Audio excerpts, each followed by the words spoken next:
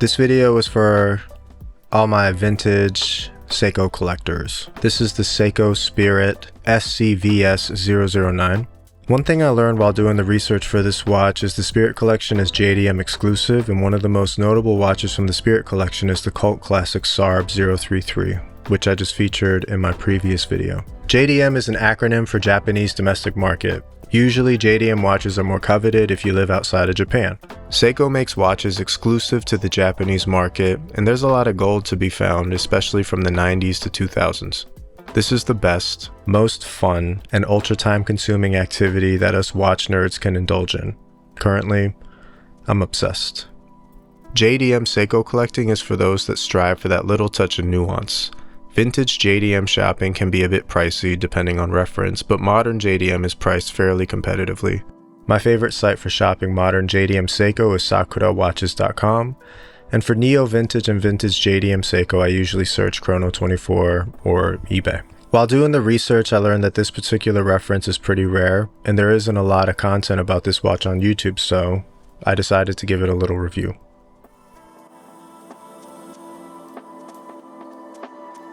The diameter is 37.2, thickness is 12, lug to lug is 43.4, and the lug width is 20. A few notable things about this watch.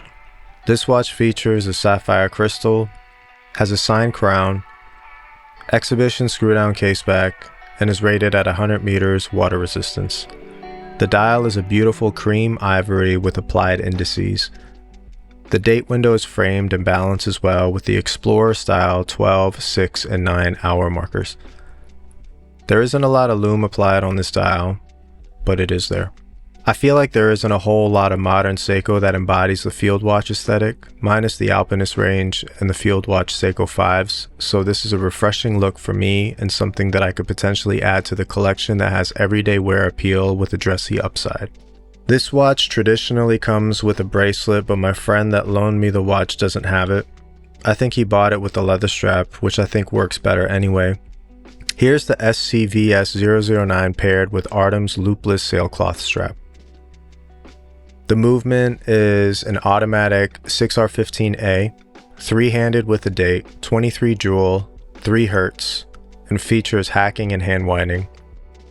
The hands are syringe style with lume, and the second hand is the same as what's on the SCVS033. The Seiko logo is applied with automatic and Diashock 23 jewel printed at the 6 o'clock. The Diashock label is an older Seiko branding, and I think it's cool. Diashock means shock resistant. The case sides are polished, the bezel is polished, and the lugs are vertically brushed with a polished bevel. This watch is designed in a way that has a lot of mid-century appeal. It's a classic design and really versatile. I believe this watch was made in like the 2005-ish range. I haven't seen many of these watches for sale online, and the ones I did see are either in the 800s in mint condition or closer to 300 US with some wear and tear. I consider this watch in the upper echelon of neo vintage or vintage Seiko shopping because of the features. The movement, the sapphire crystal, the signed crown, and the screw-down exhibition caseback push this watch into the higher tiers of quality. For me personally, I'm still on the hunt for that perfect field watch to add to my collection. I made a post on Watch Crunch a few months back and got some interesting picks.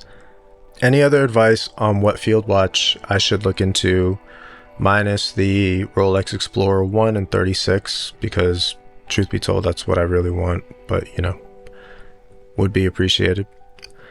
As always, I appreciate you stopping by. Please like and sub, it would mean so much to me. And I'll see you on the next one. Peace.